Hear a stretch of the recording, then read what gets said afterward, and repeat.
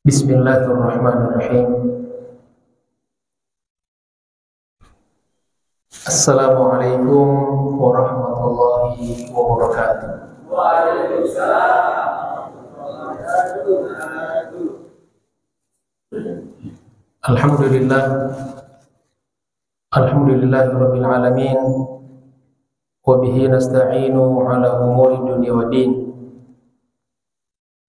Allahumma shalli ala sayyidina Muhammad wa ala ali sayyidina Muhammad.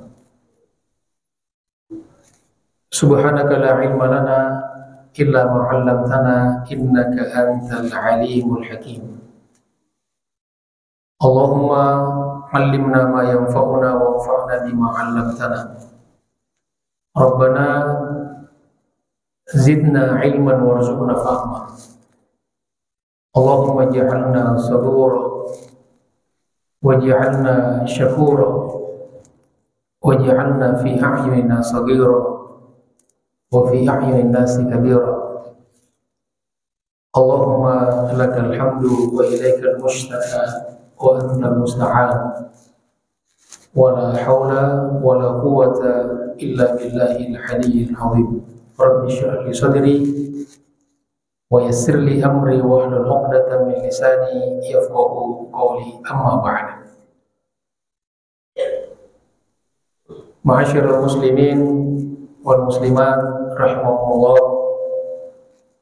wabil khusus para asatidz, para orang tua, tokoh masyarakat, segenap pengurus DKM Masjid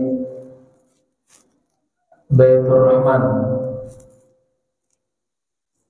serta jamaah sekalian, jamaah salat subuh dan majelis ta'lim yang insya Allah semua kita senantiasa dimuliakan dan dirahmati Allah Subhanahu wa ta'ala.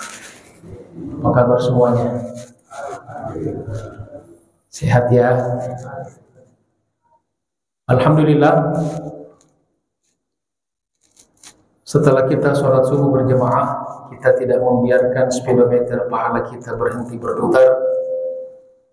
Maka seperti biasa, kita luruskan niat kita untuk i'tikaf di masjid, kemudian bersilaturahim. Mudah-mudahan dengan silaturahim Allah Subhanahu wa ta'ala senantiasa lapangkan rezeki kita dan panjangkan umur kita. Man ahabba ayyubu satalahu fi rizqihi wa yusa'alahu fi atharihi falyasir rahimahu. Kemudian juga kita niatkan thalabul ilmi, belajar terutama ilmu agama. Mudah-mudahan dengan kita senantiasa belajar mencari ilmu, Allah Subhanahu wa ta'ala mudahkan jalan kita menuju surga. Kata Nabi, man salaka tariqan yaltamisu fihi ilman sahhalallahu lahu bihi tariqan ila jannah. Barang siapa yang meniti satu jalan di dalam menuntut ilmu, maka Allah Subhanahu wa ta'ala akan mudahkan baginya jalan menuju surga. Mudah-mudahan kita semuanya insya Allah termasuk calon penghuni surga. Terutama di bulan suci Ramadan ini, pintu surga dibuka selebar-lebarnya, pintu neraka ditutup serapat-rapatnya, dan syaitan-syaitan dibelenggu. Jadi sekarang syaitan-syaitan ini semuanya dibelenggu. Tetapi syaitan-syaitan yang dibelenggu itu adalah syaitan-syaitan dari kalangan jin. Adapun dari kalangan jun, kalau kita pakai istilah jin dan jun, maka setan yang satu ini tetap berkeliaran. Oleh karena itu jemaah sekalian, mumpung setan ini masih dibelenggu, maka kajian kita pada pagi hari ini insya Allah kita akan membicarakan tentang mereka. Jadi mumpung mereka masih diikat, dibelenggu, diborgol, di penjara, kita akan bahas tentang mereka. Seperti biasa, rujukan kita masih pembahasan kitab Nasaihul Ibadah karya Al-Imam An-Nawawi Al-Bantani, yang kitab ini merupakan syarah atau penjelasan dari kitab Munabbihat ala Isti'dad li Yaumil Ma'ad karya Ibnu Hajar Al-Asqalani. Tapi kemudian kitab ini lebih terkenal dengan syarahnya daripada kitab aslinya, yaitu ada di halaman 120. Ini sebuah riwayat perkataan Umar bin Khattab.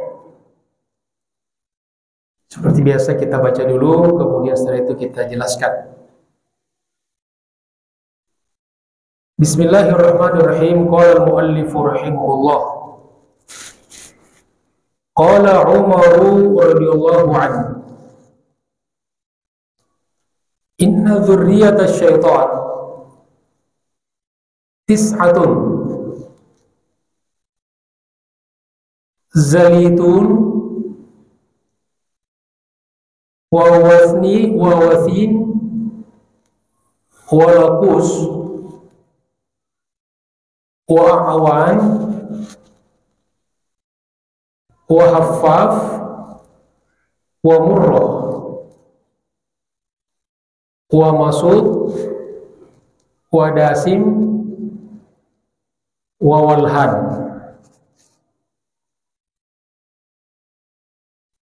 Nah, itu riwayat yang dinukil di sini yang merupakan perkataan Umar bin Khattab. Ada kelanjutannya. Jadi jemaah sekalian, kalau kita mau kasih judul makalah ini atau makalah ini, di sini istilahnya makalah, walaupun di sini tidak ada judulnya, kita kasih judul sendiri, yaitu nama-nama keturunan syaitan. Ini salah satu pelajarannya nanti nih, jangan sampai ada orang Islam yang memakai nama-nama ini. Ya, takutnya kedengarannya keren. Loh, tiba-tiba kok ternyata namanya nama setan. Sebagian kita ini kurang jeli. Yang penting kedengarannya keren, yang penting bahasa Arab. Maka ada nama Naro. Naro, apa dia Naro itu? Neraka. Ini mungkin orang tuanya kurang teliti. Yang penting ada di dalam Al-Quran. Satu-satunya nama yang saya belum pernah ketemu, ada orang, Ustaz, kenalkan nama saya Fir'aun, karena ini lebih terkenal ya. Walaupun sebetulnya dari segi penyebutan itu keren juga, Fir'aun. Kalau dipanggil Mas Fir ya. Mas Fir. Jadi qala Umar radhiyallahu anhu, telah berkata Umar, yaitu Umar bin Khattab, semoga Allah meridainya, inna dzurriyyata syaitan ay aulada iblis, yaitu anak cucu keturunan iblis. Ismuhu Azazil. Jadi rumpun keturunan syaitan, komunitasnya itu namanya Azazil Ain. Di komunitas keturunan syaitan secara global namanya Azazil.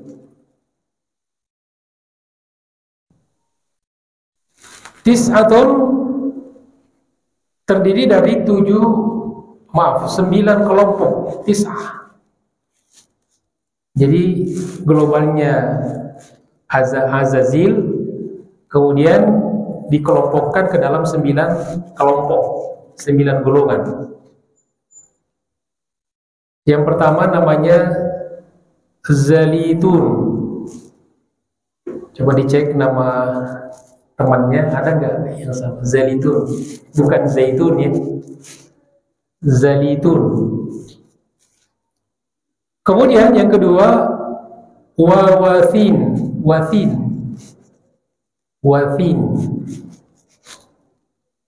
Kemudian yang ketiga lakus, bukan rakus ya, lakus. Kemudian yang keempat a'wan. Hati-hati nih, udah mulai mirip-mirip. Kemudian yang kelima haffaf.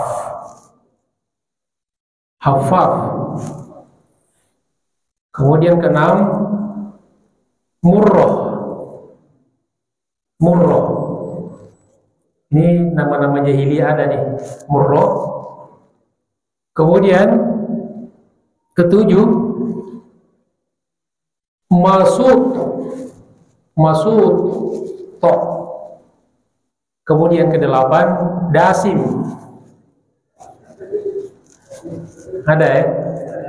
Mana orang itu? Nggak ada di sini. Dasim. Ya.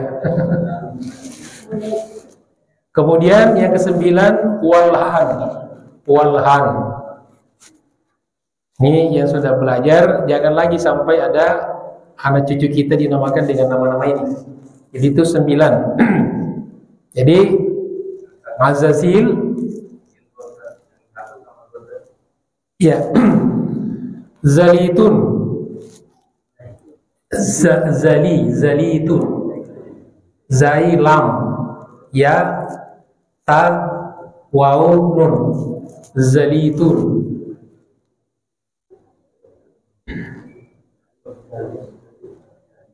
Jadi komunitasnya namanya Azazil.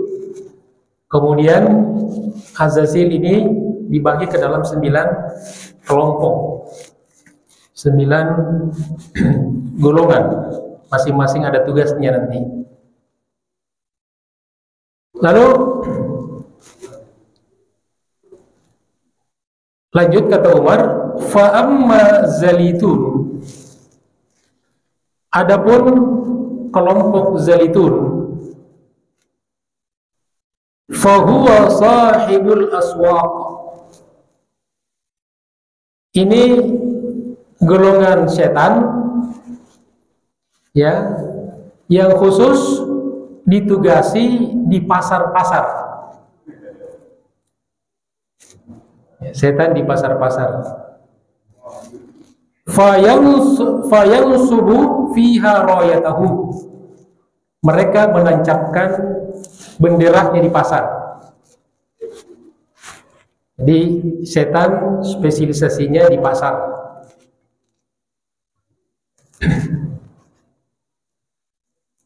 Nah, di sini kata Imam Nawawi, wa huwa fi kulli suqin.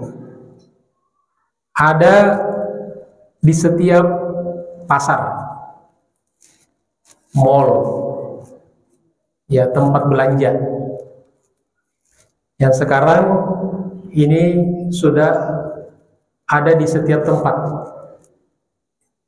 Dan ini merupakan juga salah satu min alamatis sa'ah, di antara tanda-tanda dekatnya hari kiamat. Intisyarul aswaq, semakin tersebarnya pasar-pasar, tempat jualan. Sekarang kalau orang dibiarkan jualan, sampai di kuburan mereka jualan. Kita lihat di jalan-jalan, Masya Allah, ada tempat dikit kosong, bikin tempat jualan. Itu di antara tanda-tanda hari kiamat, kata Nabi SAW. Maka mereka ada di tempat-tempat perbelanjaan. Apa yang mereka lakukan? Yuzayyinu lil ba'i'ina al-lagwa. mereka akan menghiasi, tugas mereka menghiasi kepada para penjual. Ya, para penjual ini digoda para penjual, para pedagang, sehingga mereka lalai melakukan al-lagwu, kelalaian, hal-hal yang menjauhkan diri dari Allah Subhanahu wa taala. Kemudian apalagi wal halful kadzib, sumpah bohong. Makanya banyak penjual, ini demi Allah Pak nih, modalnya sekian. Ada nggak pernah dengar penjual begitu? Padahal kan tidak ada aturannya juga pedagang menjelaskan modalnya kepada pembeli. Kenapa harus ngomong? Tidak ada ketentuan. Mau untung berapa itu kan urusan dia. Yang penting pembeli ridho, ada akad persetujuan, jadi itu jual beli. Kenapa dia harus bersumpah? Dan ini sumpah yang merupakan bagian dari cara setan. Jadi pembeli penjual disuruh untuk berbohong, bersumpah. Kemudian apalagi wa madhus sil'ah. Karena godaan setan ini kelompok Zalitun, maka para pedagang ini memuji-muji dagangannya setinggi langit. Kadang-kadang over marketing, ya, berlebihan. Apalagi penjual herbal, semua penyakit masuk. Kita lihat daftarnya nggak ada tuh produk yang hanya 1-2 penyakit bisa disembuhkan, ya, dari semua puluhan penyakit. Jadi ini juga yang kadang-kadang sudah di luar nalar. Tapi karena ini pengaruh setan terus mempengaruhi para pedagang, dan kemudian juga pembeli terpesona, tergoda. Kemudian yang lain watatfiful kaili wal mizan. Godaan setan juga kepada para pedagang untuk curang di dalam timbangan dan ukuran. Pedagang kalau ukuran meteran itu kan tidak ada yang 1 meter tuh. Sampai di rumah kan cuma kurang. Kalau timbangan, ya rata-rata kalau kita beli gula misalnya di pasar, sampai di rumah tidak sampai 1 kilo. Buah-buahan, terutama yang dijual di pinggir jalan tuh, lengkeng misalnya, 2 kilo kita beli, sampai di rumah cuma 1,5 kilo. Ini diantara cara-cara setan untuk menggoda para pedagang. Dan setan yang ditugasi untuk menggoda para pedagang berbuat onar di pasar namanya Zalitun. Nah, termasuk kata Imam Nawawi, amaluz Zalitun, di antara job description-nya para setan Zalitun ini adalah ayyufarriqu bainar rajuli wa ahlihi. Termasuk dia bertugas untuk menggoda suami istri biar cerai.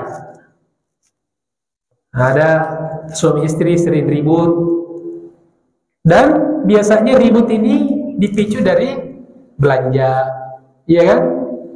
Ada suaminya pengen timun suri, istrinya maunya kolak, akhirnya berantem. Lalu konflik ini tidak bisa di-manage dengan baik, berakumulasi. Setelah punya cucu baru cerai. Ada nggak seperti itu terjadi? Ada.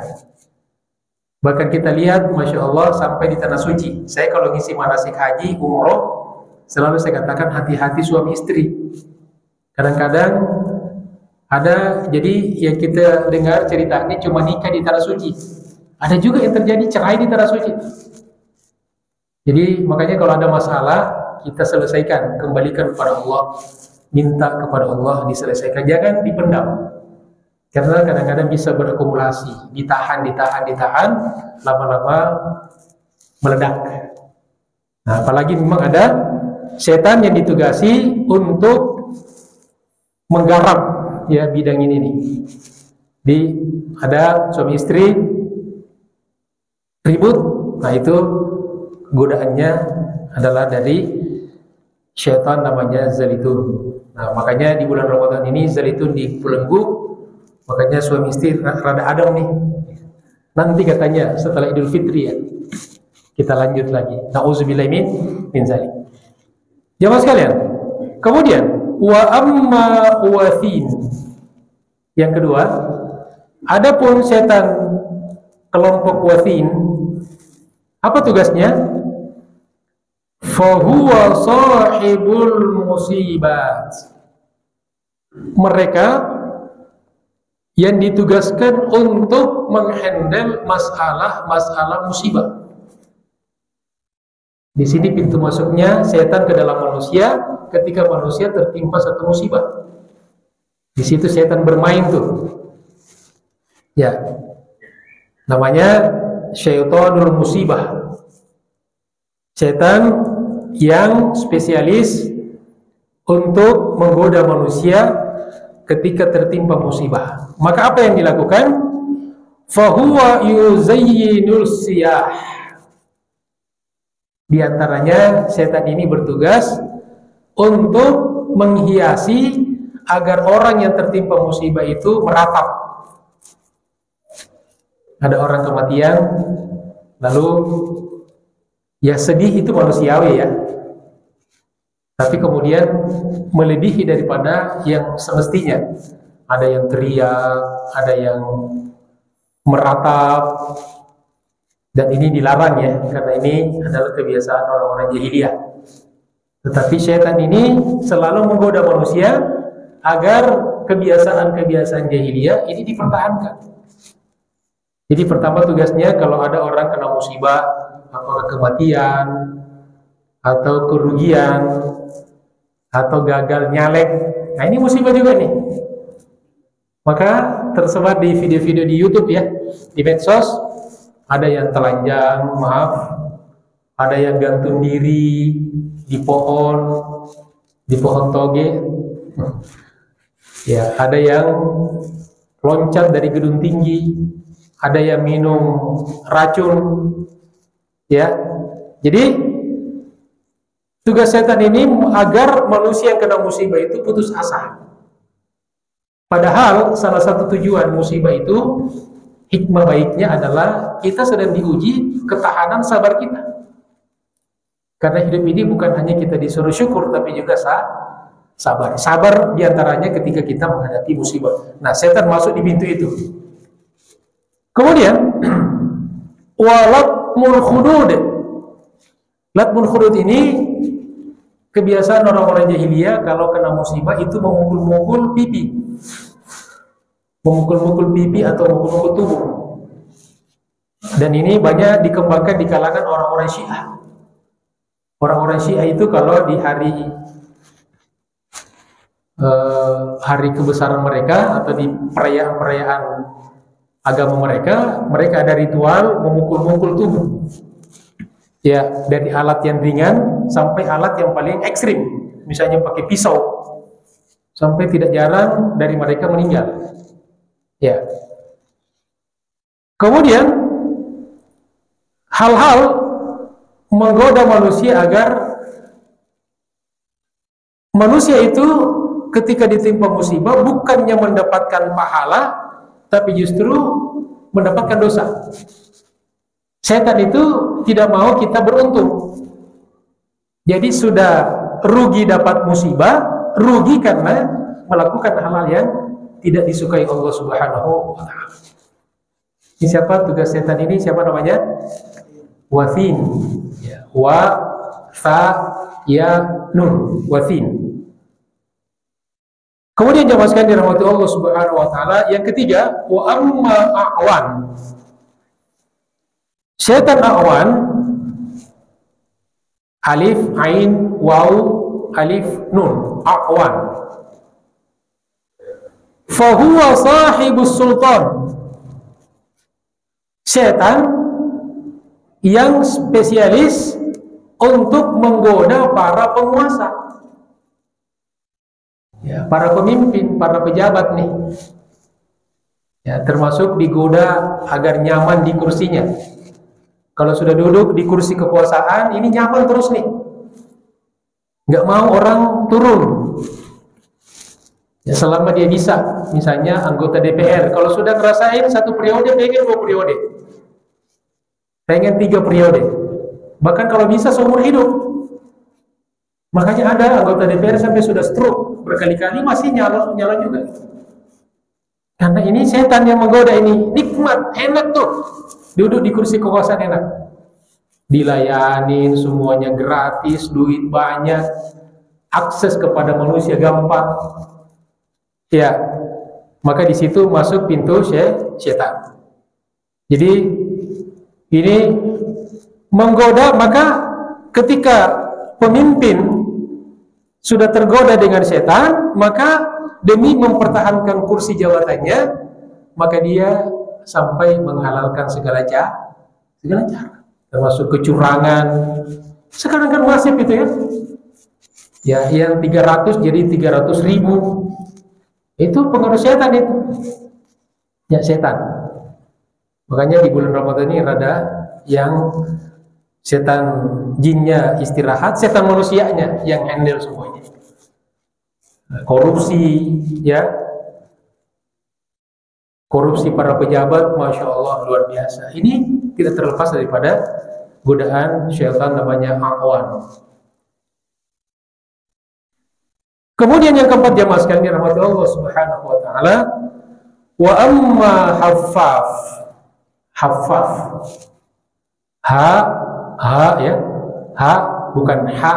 Ha fa alif fa, haffaf. Fa-nya ditasydid.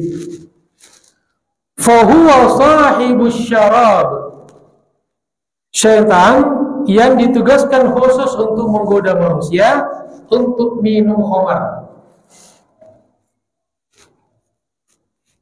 yang orang tahu kalau itu minuman yang memabukkan, yang berbahaya, tapi orang doyan, bahkan dibeli dengan harga mahal, bahkan rela orang untuk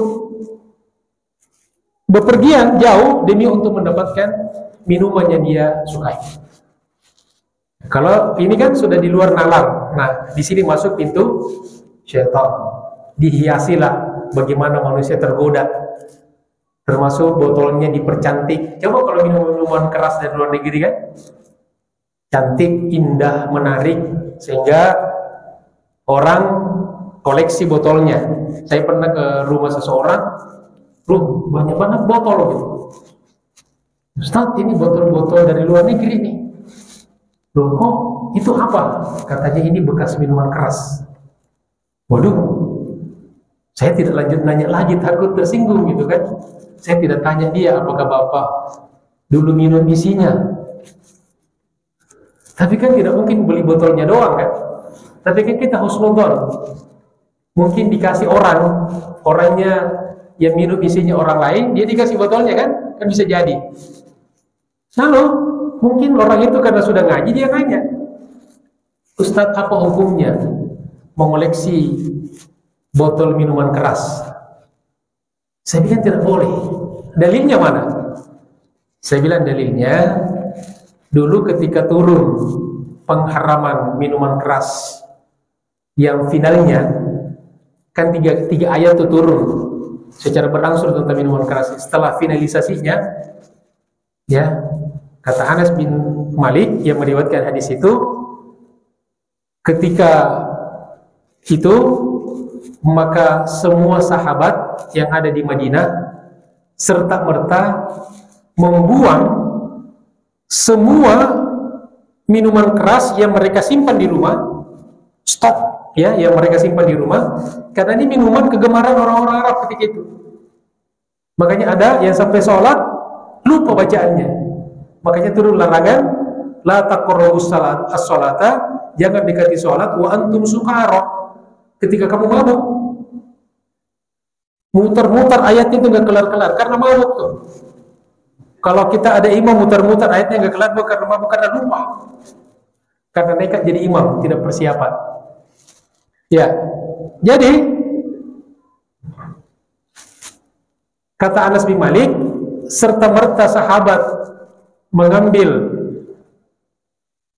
tempat-tempatnya, gentongnya dengan isinya, kemudian mereka secara demonstratif menumpahkan minuman keras itu di depan rumah mereka di jalan-jalan, sampai kata Anas, sampai jalan-jalan gang-gang di kota Madinah becek.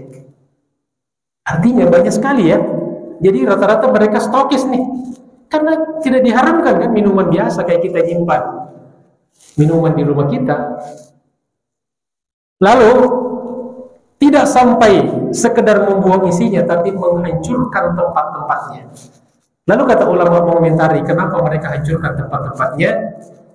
Katanya dalam rangka agar jangan sampai orang itu punya nostalgia dengan kemaksiatan yang pernah dia lakukan. Nah, saya bilang ini dalilnya nih. Ini dalil bahwa bekas-bekas minuman keras harus kita buang, harus kita musnahkan. Kalau bisa kita, ada saya pernah lihat juga, ada, ini pintar nih cara setan, ini bagian dari cara setan nih. Jadi ada hadiah, misalnya di gelas. Kita lihat ada gelas menyebutkan merek, nulis, tapi keren, orang pakai kan.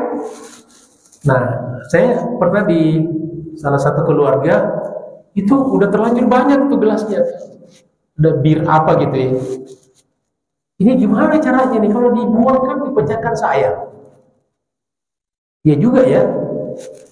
Tapi kalau kita pikir-pikir berapa harga gelas sih? Ya, paling 10.000. Bismillah, kalau kita kuat, pecahkan aja, hancurin aja, buang, kita ganti yang bagus.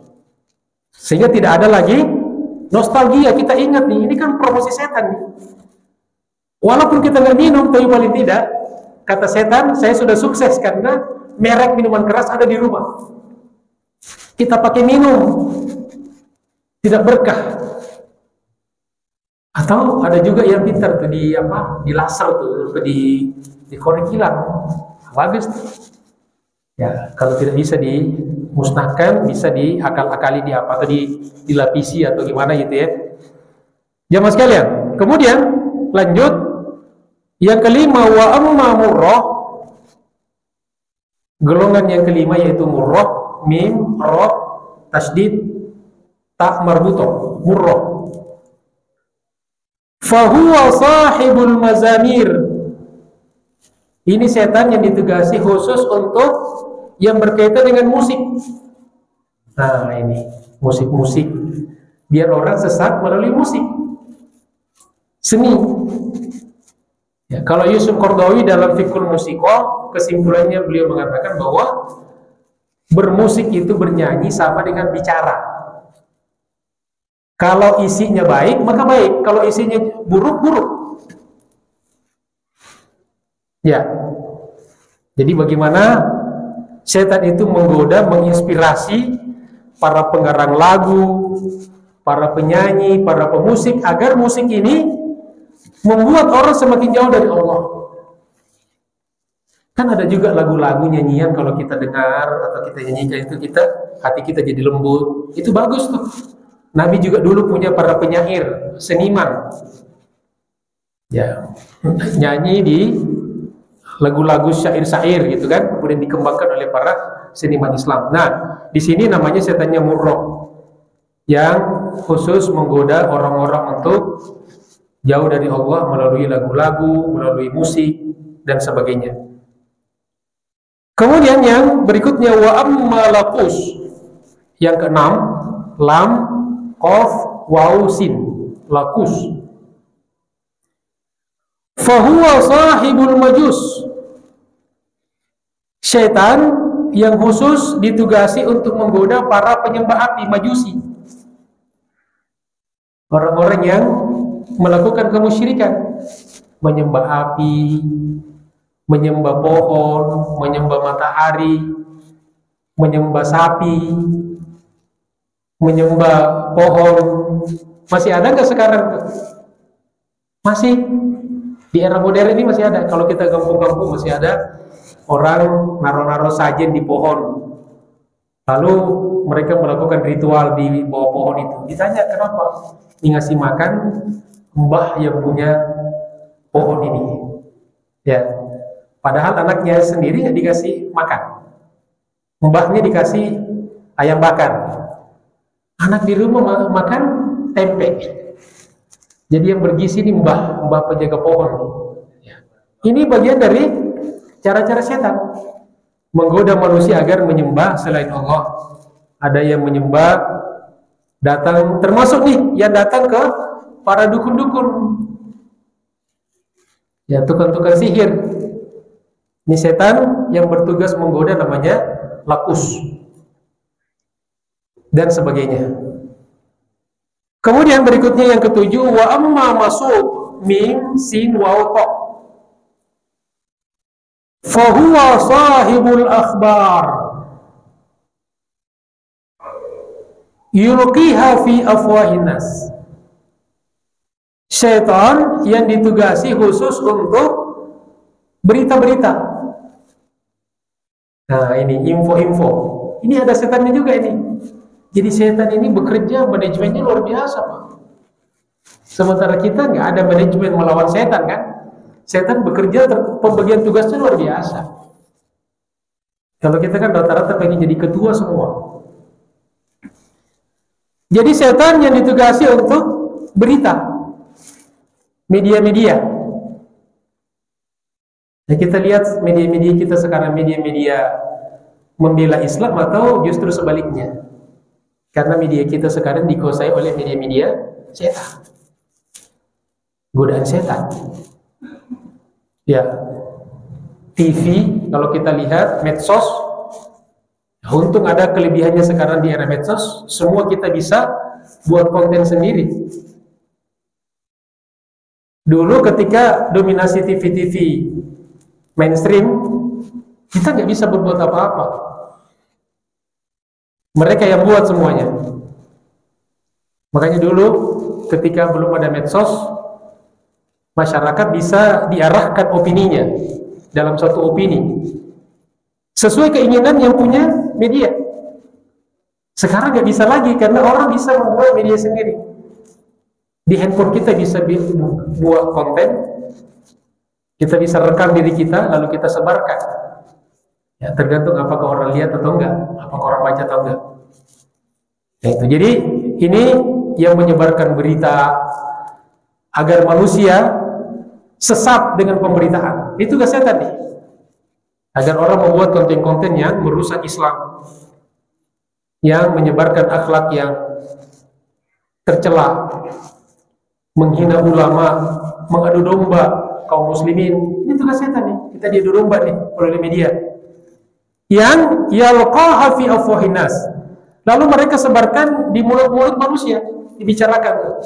Kalau sekarang di medsos, kadang-kadang kita diam tapi jari kita tuh menyebarkan berita. Kita dapat berita, kadang-kadang kita belum baca, sebar, share. Makanya saya beberapa memimpin grup-grup WA di kalangan orang-orang terdidik, gitu kan? Di kalangan orang-orang para ulama pun masih ada kecolongan. Maka kita buat aturan. Kalau yang melanggar aturan ditegur 3 kali, kita keluarkan. Dan saya banyak mengeluarkan orang-orang dari grup-grup tertentu. Nah ini, jadi tugas setan itu diantaranya menyebarkan berita-berita hoax, adu domba.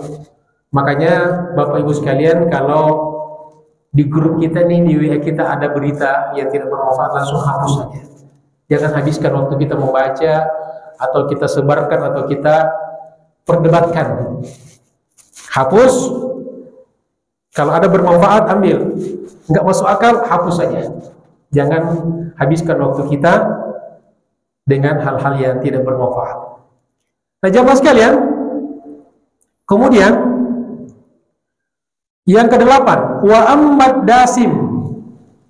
Mana dasim tuh? Dal, alif, sin, mim. Dasim. Apa tugasnya, jamaah sekalian? Fahuwa sahibul buyut. Setan yang ditugaskan menetap di rumah-rumah. Di penjaga rumah nih. Gimana cara kerjanya? Idza dakhala ar-rajulul manzil wa lam yusallim. Dia menggoda manusia ketika masuk rumah dia tidak mengucapkan salam. Sekarang saya tanya Bapak Ibu, kalau masuk di rumah sendiri, biasa nggak ngucapin salam atau tidak?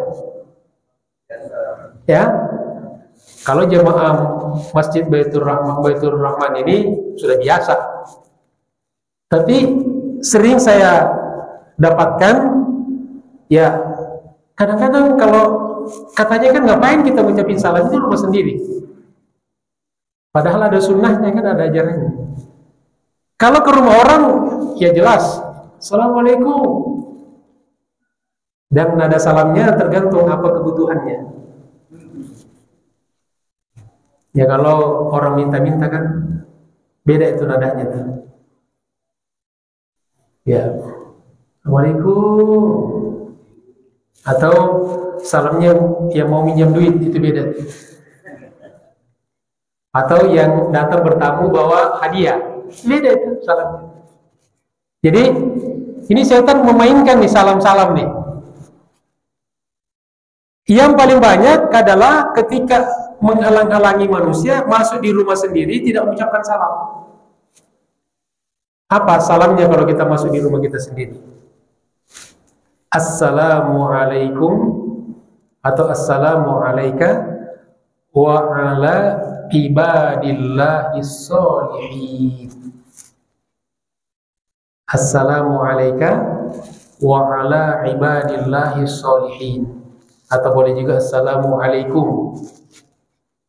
Karena di dalam rumah kita itu ada setan-setan. Ya. Jadi setan-setan yang baik, setan-setan maaf. Ada malaikat, maaf. Ada malaikat kok setan baik. Saya juga digoda setan nih. Ya. Ini keceplosan saja ya. Jadi ada makhluk. Jadi kalau udah lapar begini, lapar sama ngantuk. Jadi bukan setan nih, karena lapar aja nih. Ya. Jadi ada makhluk yang baik. Makanya ibadillahi sholihin. Ada hamba-hamba soleh di dalam rumah kita. Untung Allah tidak perlihatkan kepada kita, Allah kasih tabir antara kita dengan alam mereka. Andaikan kita bisa lihat, mungkin kita ini nggak mau pulang ke rumah kita nih. Karena masuk di belakang pintu ada, di ruang tamu ada, di dapur apalagi, di ruang tidur apalagi rumah yang tidak pernah dibacakan Al-Quran, tidak pernah dipakai sholat, tidak pernah dipakai sholawat, tidak pernah dipakai zikir. Mungkin baru masuk udah penuh tuh. Untuk kita nggak lihat ya, Masya Allah. Jadi menghalang-halangi manusia jangan sampai masuk ke rumah, terutama ke rumah kita sendiri dan tidak mengucapkan salam. Kemudian maka efeknya apa? Auqa'a fi ma bainahumul munaza'ah. Kalau orang sering masuk ke rumahnya tanpa mengucapkan salam, maka mereka sangat berpotensi untuk konflik. Ini kalau ada anggota rumah tangga sering ribut, suami istri, orang tua dengan anak, mertua sama menantu, koreksi, jangan-jangan kita masuk rumah kita jarang salam. Ya, ini tugasnya setan ini. Bahkan hatta yaqa'at talaqu wal khulu' wad darb. Sampai terjadi hal yang ekstrim, misalnya talak, perceraian. Perceraian dari suami menjatuhkan talak pada istrinya. Wal khulu' atau minta cerai. Khulu' namanya ketika istri yang cerai suaminya, datang ke pengadilan. Wad darb, kemudian kekerasan, pemukulan. Kadang-kadang suami mukul istri, istri mukul suami, orang tua mukul anak, dan sebagainya. Atau ada juga anak memukul orang tua. Wa na'udzubillahi min zalik. Kemudian jamaah sekalian dirahmati Allah Subhanahu wa taala, yang kesembilan, wa amma walhan. Setan walhan, waw lam, ha, alif, nun, walhan. Apa tugasnya? Ini juga luar biasa tugasnya nih. Fahuwa yuwaswisu fil wudu'i was shalah wal ibadat. Ini setan yang ditugasi khusus menggoda manusia, memasukkan was-was ke diri manusia ketika wudu, ketika sholat, dan ketika mau ibadah. Mulai kalau wudu kita digoda, tuh ada godaan kan? Apa godaannya kalau wudu itu? Biasanya kita digoda disuruh tergesa-gesa. Padahal kita juga nggak mau ngapa-ngapain kan? Sehingga seringkali tidak isbal, tidak wudu kita tidak sempurna. Ada tempat-tempat yang tidak kena air. Biasanya siku, ya, mata kaki, di belakang kaki, di tumit. Itu yang biasa tuh. Ya. Makanya Nabi mengatakan wailul lil aqabi minan nar. Ya, neraka wail bagi tumit-tumit yang tidak kena air waktu berwudu. Nah, jadi wudu atau digoda kalau wudu orang ngobrol, ya, ya, ini akan masuk di sholatnya. Nah, kemudian juga sholat. Nah, sholat mulai was-was yang paling ringan sampai yang ekstrim. Ada orang kena was-was tuh, zaman sekarang mungkin bapak ibu pernah lihat ya, orang sholat, imam sudah baca Al-Fatihah, sudah mau selesai, dia masih Allahu Akbar, batal lagi. Saya pernah nanya, kok bapak begitu? Belum ketemu Ustaz, belum ketemu titiknya katanya. Titik apa sih yang dicari? Allahu Akbar, selesai. Kalau kita fokus pada mendengarkan bacaan imam.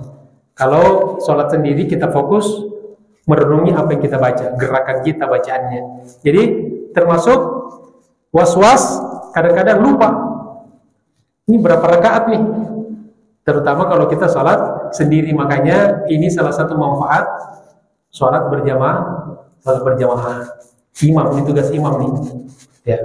Nah, kalau imam lupa, tugas makmum untuk mengingatkan. Kalau rakaatnya lebih atau kurang, maka makmum mengucapkan subhanallah. Kalau bacaannya salah, maka ditegur dengan membaca bacaannya yang benar. Misalnya imamnya membaca inna anzalnahu fi lailatul qadar, maka makmum ngomong til wa ma adraka ma lailatul qadar, tul aja. Ya, jadi dibenarkan yang salah baca. Jadi kalau bacaan jangan subhanallah. Subhanallah kalau gerakan. Ya, kalau bacaan menyampaikan bacaan yang benar. Ini filosofinya. Kalau kita mengkritik orang salah, apa yang benar? Kamu salah, terus yang benar yang mana? Jadi jangan cuma pintar menyalahkan orang. Kamu salah, kamu sesat. Terus yang benar yang gimana dong? Nah, kemudian wal ibadat, masuk memberikan was-was pada setiap ibadah yang kita mau lakukan. Apa saja? Amal soleh apa saja? Mau berangkat haji kita digoda setan, ngapain? Berangkat haji, mendingan uang itu kamu jadikan modal. Nggak usah haji, mendingan kawin lagi. Nah, itu godaan setan itu. Ya, atau sebaliknya digoda kita. Misalnya bulan Ramadan, bulan infak sedekah. Ngapain sedekah banyak-banyak? Gak usah. Macam-macam lah nanti. Itu nanti kalau ke masjid, nanti pengurusnya juga gak menyampaikan. Macam-macam lah. Nanti lembaga zakatnya tidak amanah. Macam-macam lah. Ini godaan-godaan setan yang masuk ketika kita beribadah. Termasuk was-was. Kalau kita mau infak 100.000 lalu istikharah. Ah, itu. Istikharah antara 10.000 dan 100.000. Ada pernah nanya, Ustaz, itu gimana hukum istikharah seperti itu? Nah, kalau yang gitu gak usah istikharah. Itu termasuk godaan setan. Jadi katanya bingung, Ustadz mau sedekah 100.000 apa 10.000? Saya bingung Ustadz, lalu saya istikharah. Ya Allah, pelit. Itu namanya pelit. Bapak itu pelit. Ya, tidak perlu istikharah. Istikharah itu kalau kita ada dua pilihan sama baiknya, tapi kita mau menentukan harus pilih salah satunya. Jadi dua-duanya bagus nih, tapi kita nggak tahu mana yang terbaik, maka kita minta petunjuk pada Allah. Kalau niat kita benar, cara kita benar, Allah kasih petunjuk kita, hati kita condong kepada salah satunya atas bimbingan Allah Subhanahu wa Ta'ala. Itu baru istikharah itu. 50.000 dengan 5.000 istikharah. Itu pelit itu namanya. Banyak bertobat mestinya. Itu salah tobat itu, bukan salah istikharah. Nah, demikianlah jamaah sekalian, 9 ya. 9 daripada keturunan syaitan. Syaitan, kemudian Azazil. Azazil punya 9 kelompok dengan masing-masing tugas-tugasnya. Nah, jamaah sekalian, salah satu pelajaran yang bisa kita ambil dari makalah ini, selain tadi pelajarannya sudah banyak sekali, bahwa ternyata kejahatan pun itu ada strukturnya. Ya, jadi mereka ini kerja berjamaah kan? Maka mestinya kebenaran pun, kalau kita paling tidak mengaku diri kita bagian dari kebenaran, maka kebenaran ini kita harus perjuangkan juga secara berjamaah. Secara berjamaah. Karena kita tidak bisa melakukan segala hal dengan sendiri kita. Maka kita harus bergandengan tangan dengan saudara-saudara kita untuk memperjuangkan kebenaran dalam kehidupan kita. Mudah-mudahan Allah Subhanahu wa Ta'ala catat seluruh upaya kita, kontribusi kita sekecil apapun di dalam berjuang memperjuangkan kebenaran sebagai amal soleh dan berpahala di sisi Allah Subhanahu wa Ta'ala. Dan semoga kita senantiasa dilindungi dari segala godaan syaitan, baik syaitan jin maupun syaitan dari kalangan jin atau manusia. Amin ya rabbal alamin. Terima kasih atas segala perhatiannya. Mohon maaf atas segala kekurangannya. Billahi taufiq wal hidayah. Allahul muwaffiq ila aqwamit thoriq. Assalamualaikum warahmatullahi wabarakatuh.